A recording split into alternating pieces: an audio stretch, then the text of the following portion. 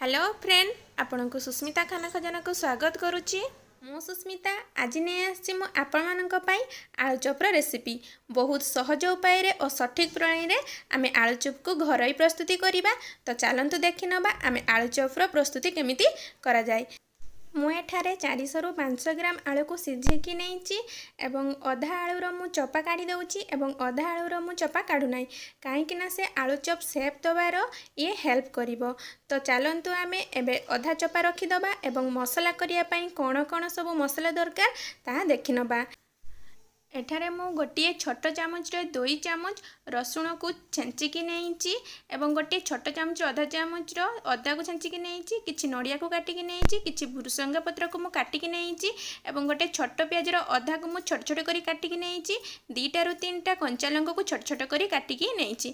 एबे चलंतु आमे मसला प्रस्तुति करिबा। मु कढ़ाई गरम करी अल्प किछि तेल देइछि एवं तेलटी गरम हे सला परे मु एठारे नड़ियाटी को पकाउछि एवं मु नड़ियाटी को भल भावे भाजी नेबी। भल भावे माने जस्ट आमे लाल करिवु बेसी भाजीबा नाही एवं नड़िया रे मु अल्प टिके लूण देबी जोंथि पई नड़िया रे आमे स्वाद बढ़ेबा। तो एबे मु अल्प टिके लूण देई दउची एवं याको मु भाजी नेबी।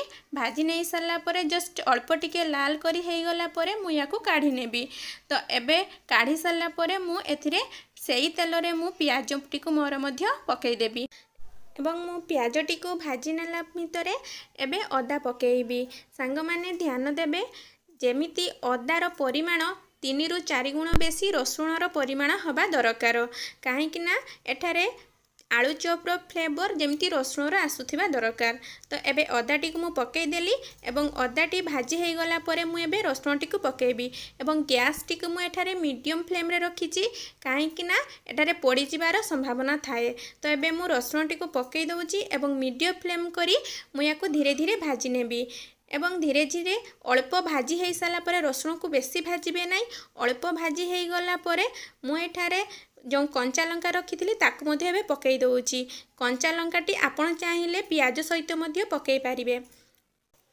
एबे मु भल भावे मिक्स करी नेबी एवं ता सहित मध्य भृसंगा पत्र को जो छोट छोट करी काटी रखी थी ताकू मध्य ऐड करिबी एवं ता सहित मु नड़ियाटी को भाजी रखी थी ताकू मध्य ऐड करिबी एवं भल से टिके मिक्स करी नै मु जो आलू को सिझेकी रखी थी ताकू मध्य एठारे ऐड करी देबी एवं एठारे आलूटी को भल से काटी काटी देबे एवं भल से मिक्स करी नेबे एवं ता सहित मु एठारे अल्प किछि हळदी गुंड एवं लंका गुंड देबी जोटा कि हळदी गुंडर अल्प मात्रा एवं लंका गुंडर बेसी मात्रा आपण चाहिए लंका गुंडटा को अल्प मध्य दे पारिबे। मु एठारे छोट चामच रे गोटे अधा चामच नउची एवं लंका गुंड को 2 रु 2.5 चामच मु एठारे ऐड करूची आपण चाहिए एठारे कम करि पारिबे।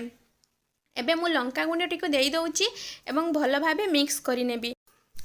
तापरे भल भाबे मु मिक्स करी नहीं सारा परे मु स्वाद अनुसार लूण मध्य देबी। सांग माने मन रखंतु आपण जदि एठारे लूणर परिमाण जानि पारुनांती ताहले अल्प लूण देबे एवं आलूटी को परे ठंडा करि साला परे तापर मध्य टेस्ट करी आपण माने लूणर परिमाण सठिक करि पारिबे। तो एबे मु लूण दे साला परे भल भाबे मसलाटी को कषि नउची एवं मने रखिबे सांग माने गैस टी को कम फ्लेम रे रखिबे नहले आलूटी पड़ी गले यार फ्लेवर नष्ट होई जिवो एवं स्वाद मध्य नष्ट होई जिवो।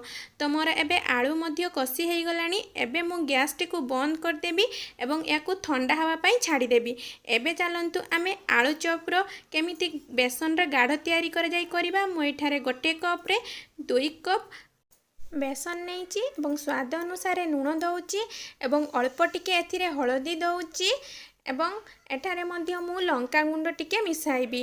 मु एठारे लंका गुंड गोटे चामच आउ अल्प किछि दउची आपण चाहे याकू स्किप मध्य करि पारिबे एवं मु टिके एथिरे खाइबा सोडा मध्य मिसौची। खाइबा सोडाटी अल्प मात्रा रे देबे बेसी हेई गले यार मध्य स्वाद नष्ट हेई जिवो। तो तापरे मु याकू भल भाबे मिसाई नउची एवं मिसाई नहीं साला परे मु एठारे पानी ऐड करिबी। मने रखंतु पानी एटा देखि देखि धीरे धीरे करिबे काहे कि ना पानी बेसी हेई गले गाढ़ पतला हेई गले एठारे चॉप भल तयारी हेबो नाही आलू ऊपर को देखा जिवो। तो आमे एठारे अल्प अल्प पानी नहीं मु एठारे गाढ़ तयारी करि नेउची। देखंतु मोर गाढ़टी केमिति देखा जाउची ठीक एमिति भाबरे बहलिया रखिबे। एबे मोर आलूटी ठंडा हो गलानी। एबे आलू चॉप पाई आमे आलूटी को सेप दबा। देखंतु मु गोल गोल एठारे करि नै एपटे सेपटे चापी दउची एवं रखी दउची।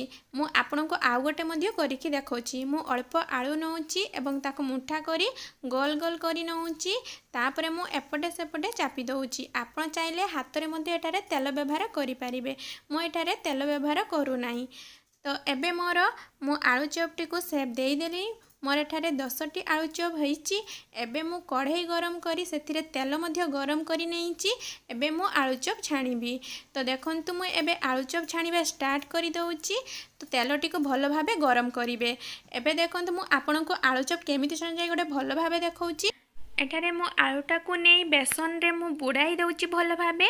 तापरे बड़का बेसन मु हाथ रे पछी नहीं कढ़ई रे छाड़ी दउची।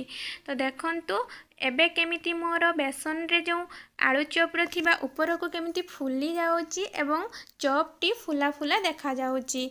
एबे गोटे साइड हेई गला परे मु ताको आउ गोटे साइड को अलटाई दउची एवं तार जस्ट रेड कलर अल्प अल्प हेई गला परे मु याकू छाणी नेबी।